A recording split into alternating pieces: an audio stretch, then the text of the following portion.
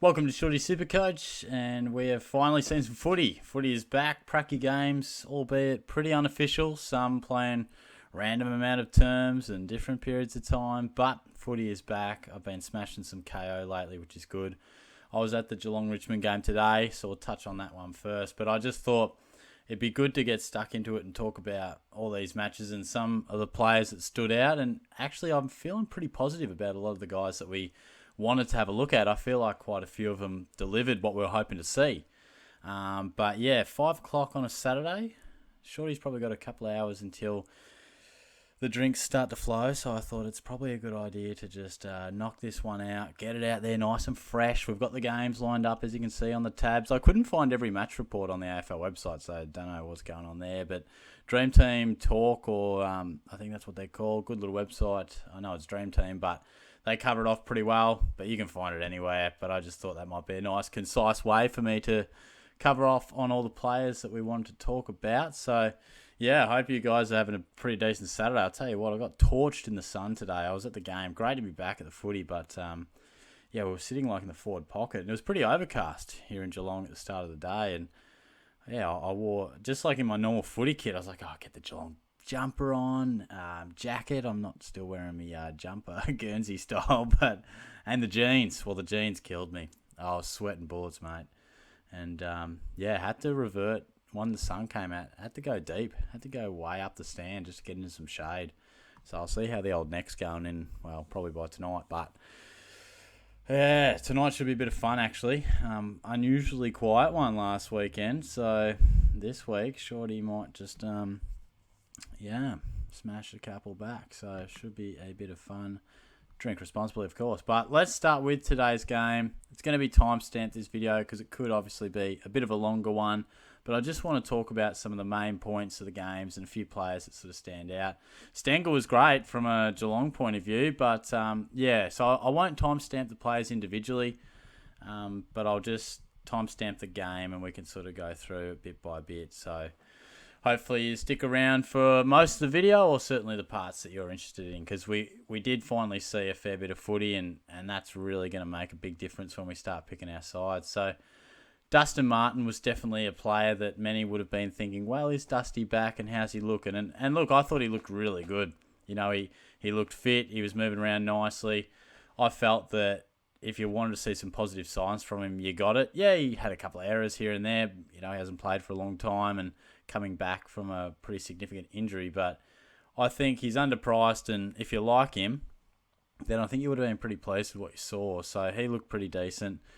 Still probably, it's just a practice game, very slow standard and pretty chill. So I don't think it's one that I wanted to, entertain too heavily in picking Dusty. A bit set on some other guys, but if he floats your boat, Shea Bolton probably continued to play a bit forward, plenty of midfield, but I maybe thought we might see a bit more midfield, but he was still pretty good. He's just got class, so that was great. Tommy Stewart, any concerns about him, through the pre-season, missing some footy and that? Well, he was back and just doing what he does, kick-ins, taking plenty of those, intercept marks, and just mopping up with the Cats and being that exit player all the time. I'll tell you what, Jaden Short racked it up as well. I know you don't sort of get stats and that type of thing with these unofficial pracky games, but I thought he was just, the man from defence. If he wasn't kicking it out, he was getting that kick into the pocket and just... He would have had 15 to 20 kicks today, I reckon, without sort of seeing a stat sheet and just watching it live. But so he's definitely going to benefit being the main rebounder down there for the Tigers. Cooper Stevens and Sam DeConning, a couple of Cats that people have pretty close eyes on. DeConning, I think, looks pretty set to play round one. I don't think he was super impressive today. Had a couple of shaky moments, but just from a structure point of view, the game was 6 terms and he played, the first 3 or 4.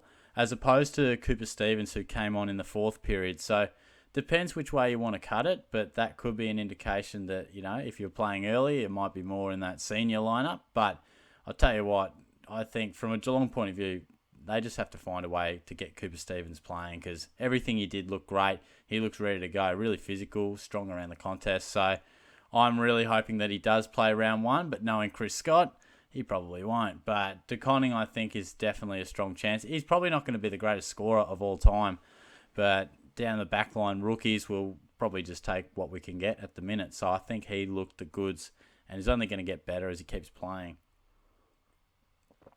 Otherwise, I'll scroll through a little bit, but I don't know if there was too much to really discuss other than that.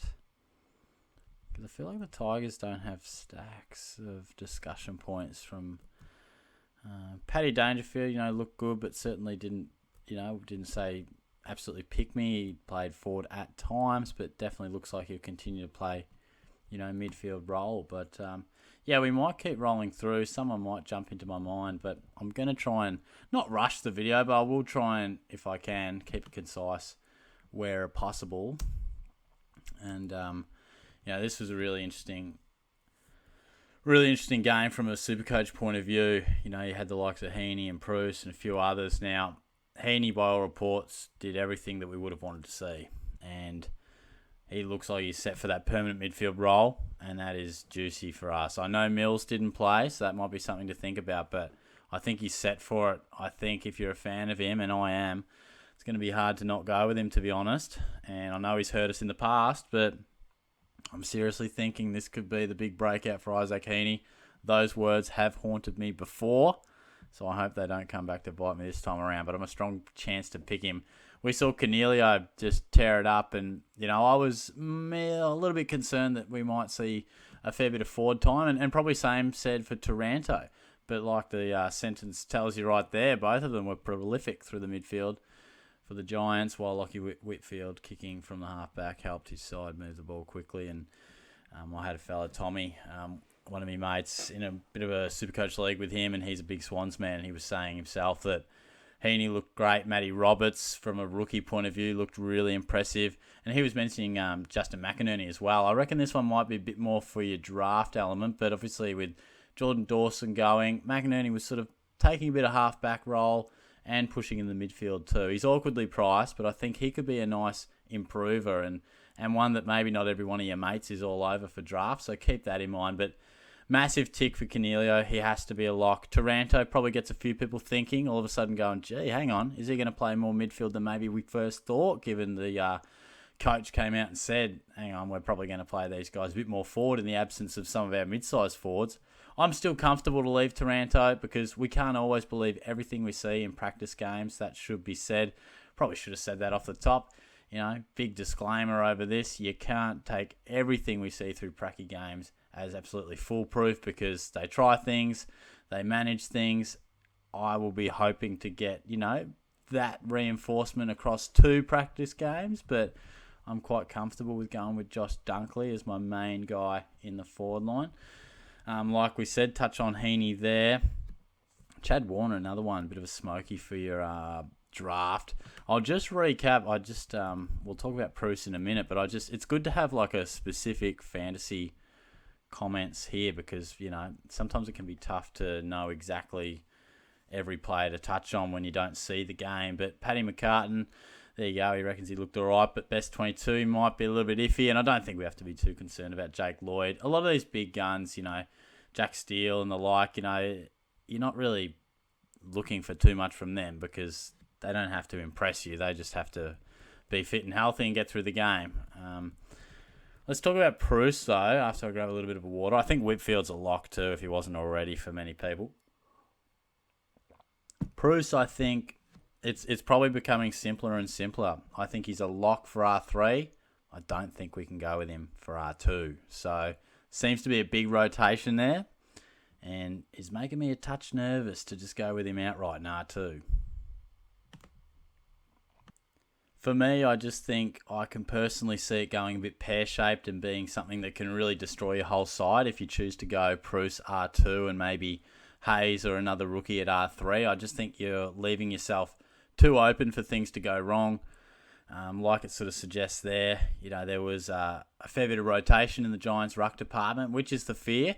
I still think Bruce will be the main guy, and I still think an 80-plus average is really, really possible. And at his price, makes him really undervalued and an awesome cash cow. But, you could sort of say, oh, geez, he's too expensive to have at R3, but I do think he'll be an awesome money-making option if he can stay fit. But in terms of hoping for the first 6 to 8 weeks that you can bank on him scoring and playing every week consistently, well, you might leave yourself a little thin there. So I think you got to have a contingency plan in mind. But look, from the Cats game, I'm locking De Conning. I'm thinking I'm full confidence with Stewart. Martin's given me something to think about from this game. Wary on Proust. Think he's got to be in your team, but can't go all in. Personally, I'm just about locking Heaney. I'll need a bit more reinforcement in the next game, but I'm locking Cornelio. I'm locking Whitfield. I'm feeling really good about those guys.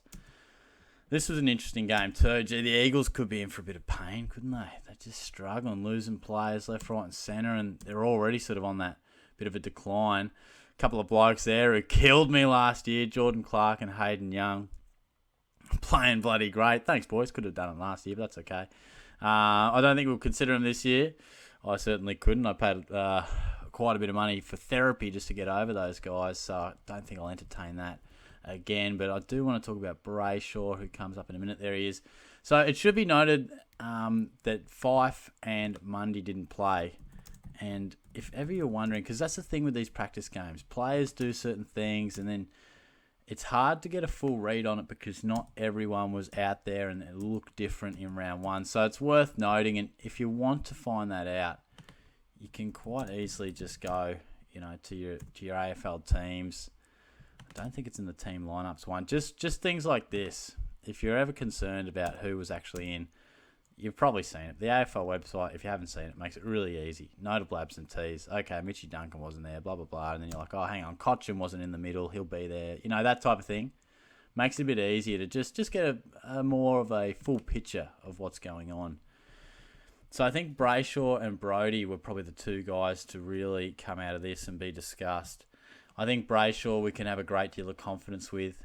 He won't suffer with Mundy and Fife coming back. He's still one of the main guys in there.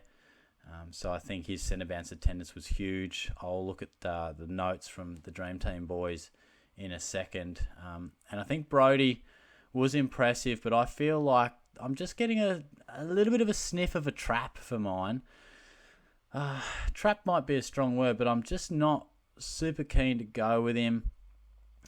He was really good, as it says, but I just think he might be the type of guy to suffer a touch when some of the full midfield rotations come back into play for the Dockers. So I'll be really interested to see. He's an example of me going, all right, that's good, that's positive, but I'm probably going to need to see a little bit more next time around and maybe with a bit more of a full picture if those other guys are in the team, which I expect they would be. Willie Rioli, I was having a good discussion with a fellow on the Facebook page. He was, quite keen on him and a bit of a change in position. I personally would just need to see a fair bit more from him, and I'm not really considering picking him, but if I was, I'd have to sit down and take a genuine look with my own eyes. He's never really shown that scoring capacity previously, so if there is a bit of a change in role, then that'll prick my ears up, but until we see that, he's probably going to have to convince me rather than me sort of take a look at him because he's missed a lot of footy. O'Driscoll, he was okay without really pushing the case. I'll dart over to the notes here and a few guys that they highlighted. And look, in short, what do you want to see from these practice games? It's not like they need to get 30 touches, but it's just take a look at the structures. Centre bounce attendance is massive. You can find those stats. If you look hard enough on Facebook page and Twitter and all that stuff, you can normally get an understanding. I'm sure most of you guys are in Facebook inboxes and pages that, it's pretty easy to gain this information now. It's so different like 10 or so years ago. When I was in high school, it was crazy how there just was scarce information out there. It's so different now, but so it's so important to just see those defined roles and just see who could potentially, come back into this side and that type of thing. So always be aware of that sort of stuff. So Hugh Dixon could potentially be that darling replacement. Could be someone to keep an eye on, but a few things have to fall into place for him before that happens. Brayshaw, I can definitely see going beyond the 110 mark this year. Caleb Sarong, now, he wasn't a guy that I mentioned before, and I'll be interested to just have a quick read of this because I don't know exactly what he did. What do we got? He looked awesome tonight. If you had him locked before, you're locking him now. So there you go. Sarong is still a couple of years younger than Brayshaw. Time on ground, blah, blah, blah. Yeah, so it looks like he had a fair bit of the ball and did some really good things similar to Brayshaw. So he looks like he's ready to up the ante. Like I've said on many occasions, I'm just not that interested in going for a mid-pricer in that midfield. I know we'll talk about Rowell in a second, and he was great, but I'm quite happy to just go about my days spending a little bit of different coin and mid-price coin in the back line and the forward line and taking a few risks there. Calculated risks, mind you, but I think I'm going to keep the midfield pretty safe, pretty similar to a lot. 4 premiums, the big dogs, and sprinkle in your Dacos and Horn Francis and those type of players. So, and there's Brody, he was sort of saying, had some really good moments early, and certainly will be interesting to see when some of those other big fellas come back into the side, how it sort of affects it. So, and I think, having read this before, lock for O'Driscoll. Didn't set the world alight, but he had some good moments. Yeah, okay, well, that's promising. That'll be promising. And I think a lot of you out there have locked him. He's a very popular player, so that's good.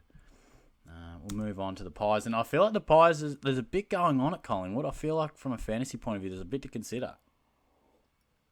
The likes of Crisp and Maynard. I know a lot of talk about Maynard playing midfield, but I heard he played quite a bit back. And Dacos is a lock, straight and simple as that. He's looking fantastic. Crisp just continues to do what he does. Looks like that midfield role. And he's going to be one of those more experienced guys in the midfield. Sidebottom and Pendlebury sort of branching away from that centre bounce. So he and Adams are sort of the main guys in there from an experience point of view. So, look, I was probably a touch tentative on Crisp and his price point a month or so ago. But, gee, it's really looking like just a safe, cruisy option to go with him.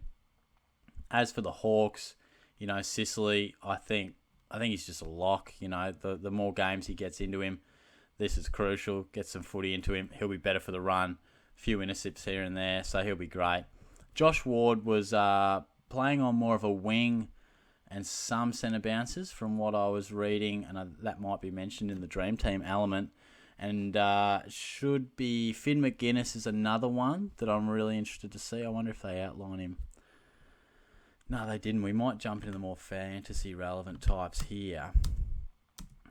So, Dacos, lock. Pendlebury, just keep a real eye on him. A lot of people sort of have asked and commented at times, should I pick these players because they're at a good price, pick them in the midfield, and then pick them up, or I'll have them with defender status and it'll be a big advantage for me.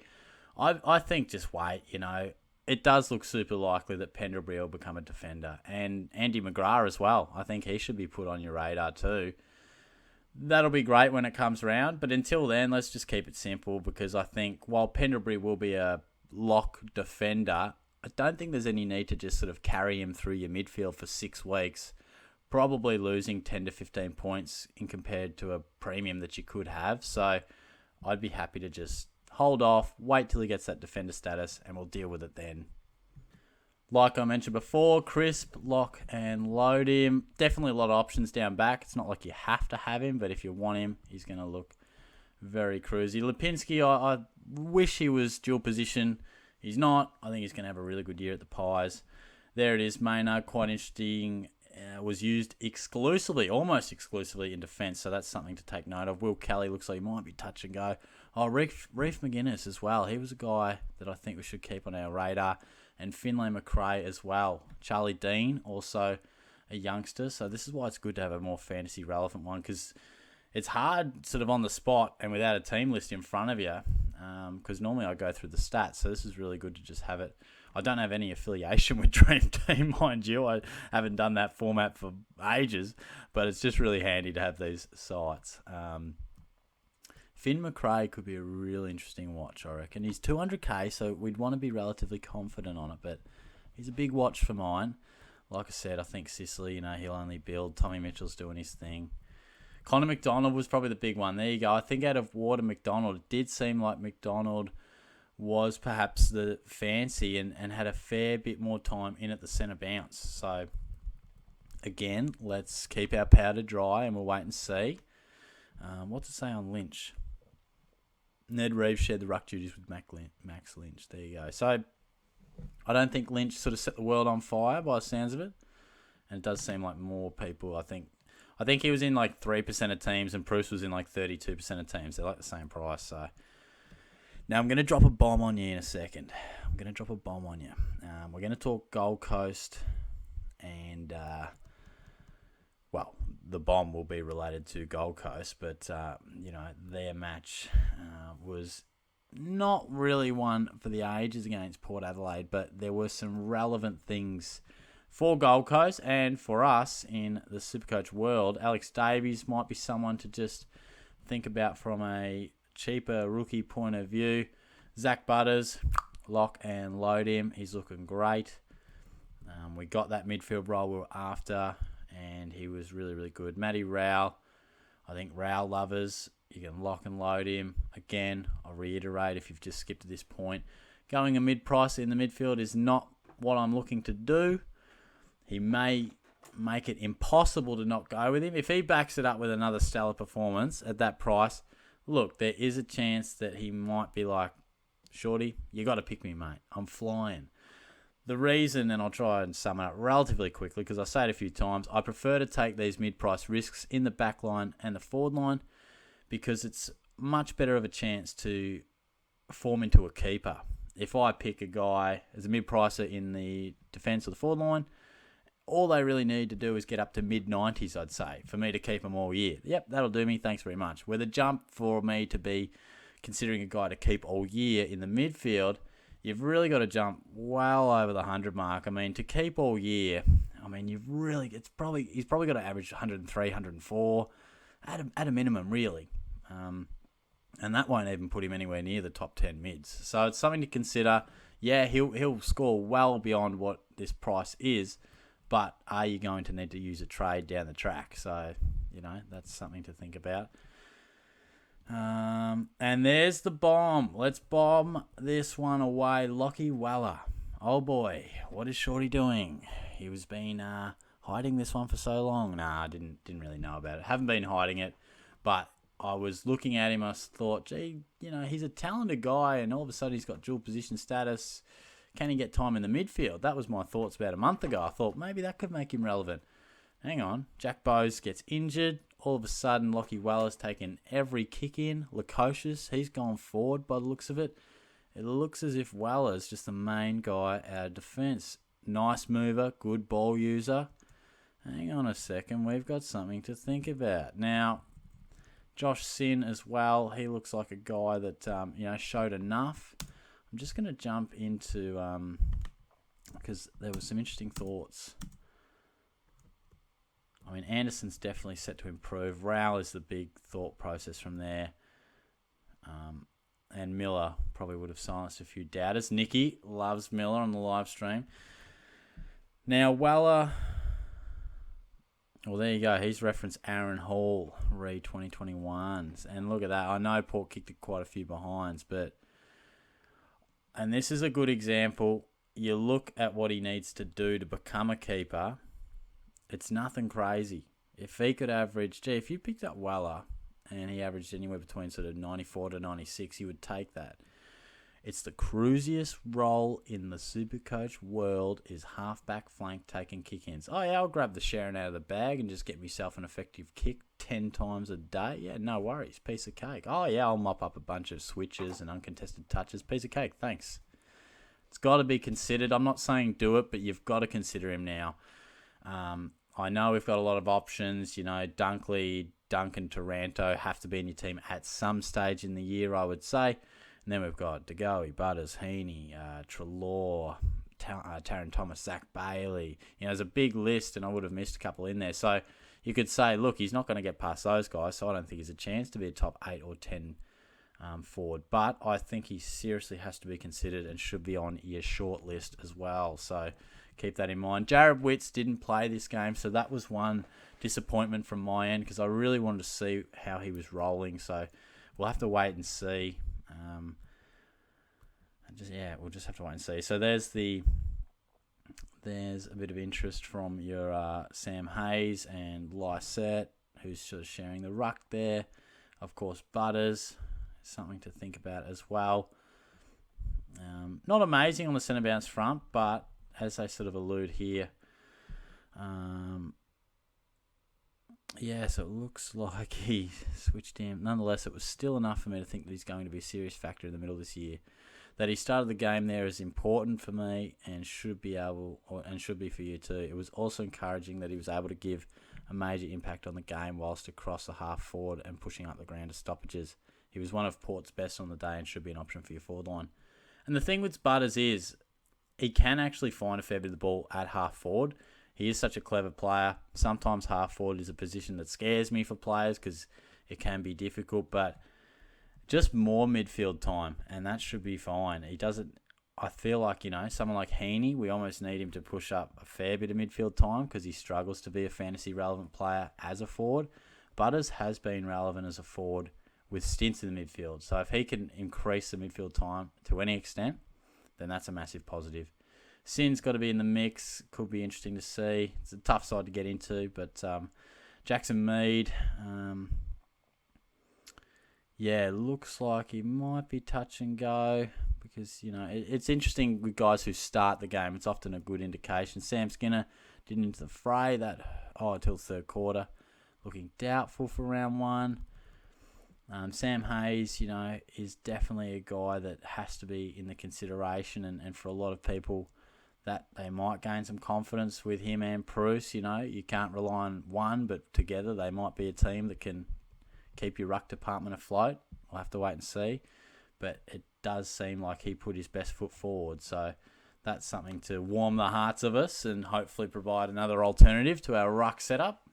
As we move on to the Lions match against the Crows, this was, again, a really positive outing for a lot of people. Would have been wanting to see a bit from Rayner and Neil, and we got exactly what we wanted, which was awesome. Neil, a lot of us would have been a little flustered by the comments that he could play a bit more wing and forward. Well, that didn't seem to be the case, as Watto just appears at my window being a little smartass. And Ainsworth, are you serious? Come on, man. We're not picking Ainsworth. Go get ready for tonight. Get ready for tonight. Oh, Jesus. This is what I have to put up with when I live in this household. I'm just in my room trying to have a chill little podcast and just, put something across to the people, and I get harassed through the window. Nah, he's all right. He's all right. Passionate Brisbane man. If you watch some of the live streams, he has appeared in those occasionally. Loves the Lions, and probably couldn't hear him through the window. I barely could, but he was spruiking Noah Ainsworth, so read into that what you will. But Rayner and Neil, particularly Rayner, I think it makes him a lock. I think any nerves about Neil that we had can be put to rest. Berry was also pretty impressive at times, and Zach Bailey also pushed his case forward. It was a pretty flawless display from the Lions, and almost anything that you sort of wanted to see did come through pretty nicely. And there is no Ainsworth, as they say, coming off the groin injury. Matt Crouch is a quality option as well. I feel like he's just solid. He's just solid. He's just going to accumulate the ball. He's not going to be... I don't see him getting back to that 110, but I do feel as if he's, again, if he's fit, he's going to score. He's just not really an option that appeals to me, but if you like him, then you probably saw enough. Josh Rochelle, I think, like it says there, he looks like he's right in the thick of it for round one. He's a bit more of an expensive option because he was a high draft pick, so you're going to have to pay a little bit extra, but you get what you pay for. It looks like he's all class, and I think the Crows might be in for a good one there, and we could be certainly in for a good one as the earliest parts of the season roll in, because he could be a nice little cash cow for us if this game's anything to go by. But I don't think this one sort of had anything too much that I didn't sort of cover. I think it was relatively straightforward. I think you can lock Rayner. Look at the centre bounce attendance from Bailey. Gives you something to think about. Lockie Neal, 22 centre bounces. He's still epic value. Yeah. I mean, it's going to be hard to say no. And Berry again. So some real considerations to think about. Oscar McInerney as well. He continues to build, and I think a lot of people are sort of saying, well, if you're looking for an alternate option to some of the big dogs in the ruck, he's primed for a really good year and improvement. So something to think about. A bit of funny stuff from the Dream Team boys there. Rochelle, like I said, Crouch. And Sligo didn't really do as much as maybe some would have hoped. So that's just something to keep in mind. I think Harry Schoenberg is someone to keep in mind for your draft thoughts as well, because I think he could definitely be someone that slides a bit. He's not as well known, but I definitely see him bumping up his numbers this year, getting plenty of midfield time. Pedler as well, 5 centre bounces, didn't do too much. So I think the Crows will have something to offer in the rookie department, being a redeveloping side, but maybe a fewer guys that we anticipated didn't light it up, but, it's food for thought, gives us something to think about. These ones don't have any match report, but not that matters. We can just smash it out from the notes that are fantasy relevant as we take a look at North Melbourne and the D's, and the D's just continued to dominate. But look, Horn Francis, first big game, and it took a while for him to get into it. I thought that too. I didn't watch every one of these games, but I caught quarters of most, and this was one that I did sit down and watch a bit of.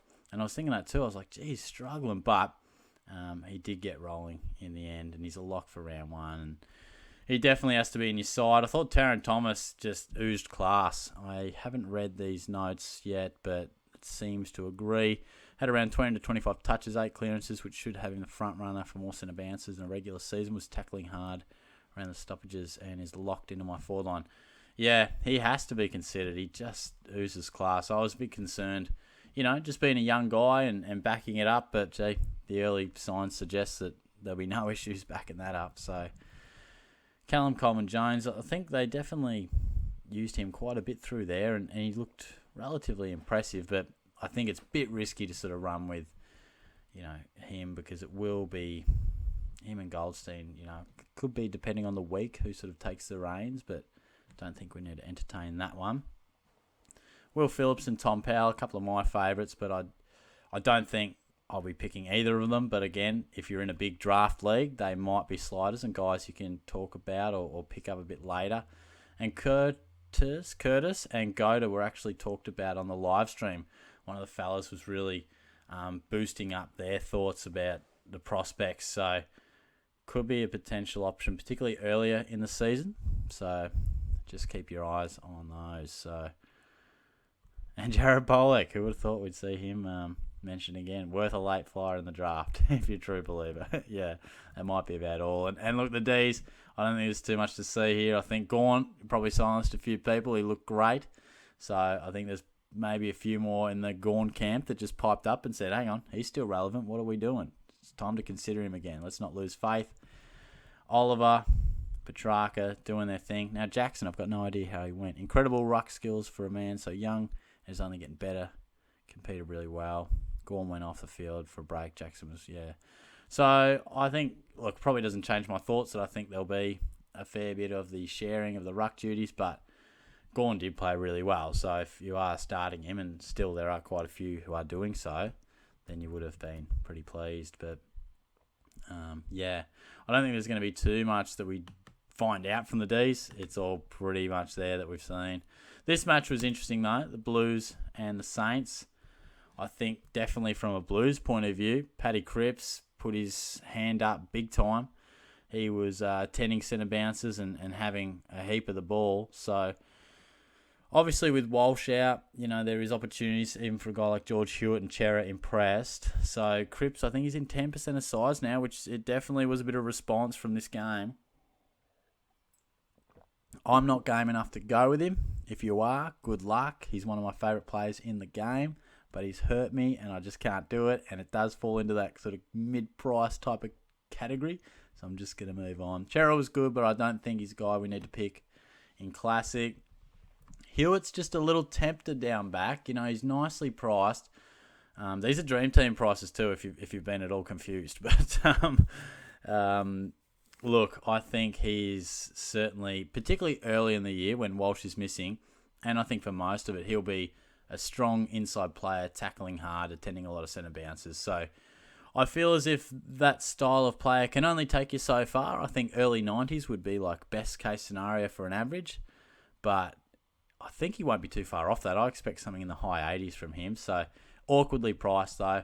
Charlie Kerner had a bit of a tough day. I think having Mackay in the team will only help him because having a couple of options and not always having the number one defender as well. But he was I found it really tough. He had some moments, but I'm certainly not that interested. I've made that point clear before. Big, tall, off a big injury, and we've got other young midfielders and older midfielders in Cornelio floating around a similar price point. I don't really feel the need to consider him too seriously, so I'm quite happy to pass on that. Zach Williams killed me last year, but he looks to be rebounding nicely off the halfback flank. And again, we're not going to go with him, but he is looking quite good. From a Blues point of view, I think that's probably about all. Like I said before, your big guns don't have to prove anything in these games, and Steele was just cruising.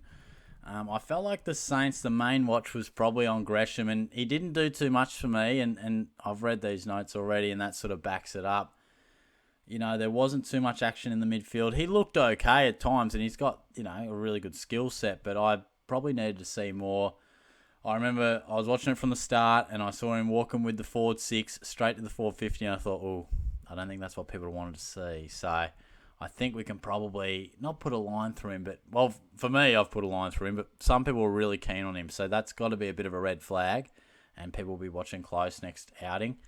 And Hunter Clark always is just a point of interest, but I didn't do too much. I think there just doesn't seem to be that push for him to be a full-on midfielder just yet. So, don't know. I still think one day he'll be a gun mid. I really do. But until then, until we get shown it, there's no point getting too excited over it. And this game was quite interesting. Again, most of it was just reiterating what we already know. Parrish is a gun. Merritt is a gun. Andy McGrath, very interesting. I was thinking about Essendon's midfield. How the hell are they going to fit all these bastards in there? Well, McGrath went to half back, which he used to play once upon a time. And I think we could get some dual position status from him, and he looked very good there. So keep a close watch on that.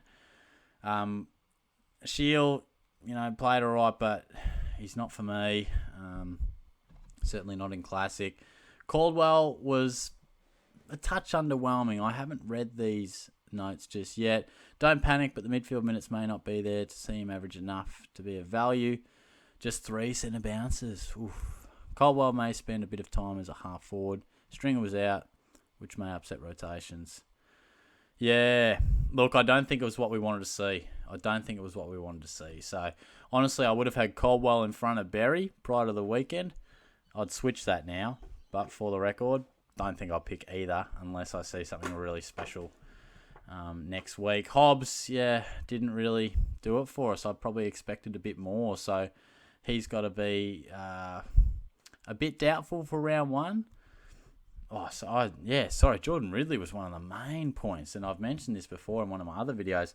He looked amazing, intercepting, looking real, real good. So I think he did take a bit of time to build into it, which I think this suggests. But after quarter time, he got his game. And I was watching this and thinking, because I was watching Ridley and Caldwell in particular, and Dunkley around the stoppage, and he really did just look like he was doing what he does best. Took a reasonable amount of kick-ins and had his intercepts, and just looked controlled down back. So he's got to be a strong consideration. Sam Draper. I'll be really interested to see what he does next game. What do they say? He's a jet. We'll have Wright chopping out, but it won't be much at all.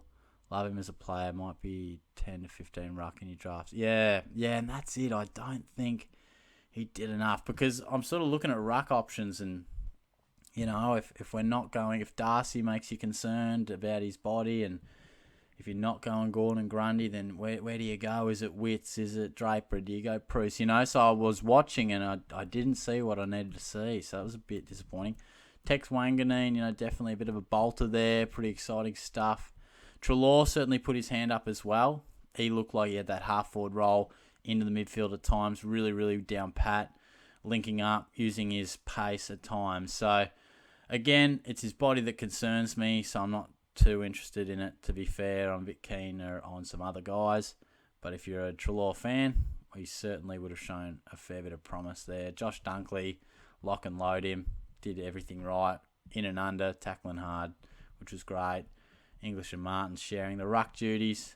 Caleb Daniel and Bailey Dale shared it, I believe, was busy and was taking... Yeah, it looks like they really did share it quite considerably. And there's some centre bounce attendance numbers for you. 8 for Treloar, 17 for Dunkley, so that's promising. And look, guys, I reckon that's just about a wrap. I don't really know how long this has gone for. 40-something minutes maybe. But yeah, I hope you've enjoyed it, because they are long videos. You don't have to stick through for it all, but hopefully you've got something out of this one. I didn't want it to drag on for a crazy amount of time, because they are unofficial pracky games, but it is juicy to finally get our hands on some footy. So that is audition number 1. We saw a lot that we like. Audition number 2 will happen in the Amy Community Series, so we'll be watching closely to see who can bob their heads up. I will be dropping my team this week as well, so stay tuned for that. But not all before Shorty downs a few Malibus and pineapple juices tonight, which should get a little bit rowdy. But no, I think I'm just about to, what are we, 10 to 6? Probably about time to head to Premix King, see what I can find. And yeah, well, first things first, I'll put this video together. Probably won't be uploaded till like 6:30 or so, but it should be a good night. So I hope you guys are travelling nicely and had a good weekend so far. Enjoy the night. I'll be back probably on Monday to chat a bit more SuperCoach. I'm sure I'm working tomorrow, so be pretty busy and probably won't be super active in the morning. But yeah, I hope you guys are going nicely. I'll definitely talk to you all soon. Thanks for all the support. We've certainly had a fair bit of it through the pre-season, which has been awesome. So thanks again. Cheers.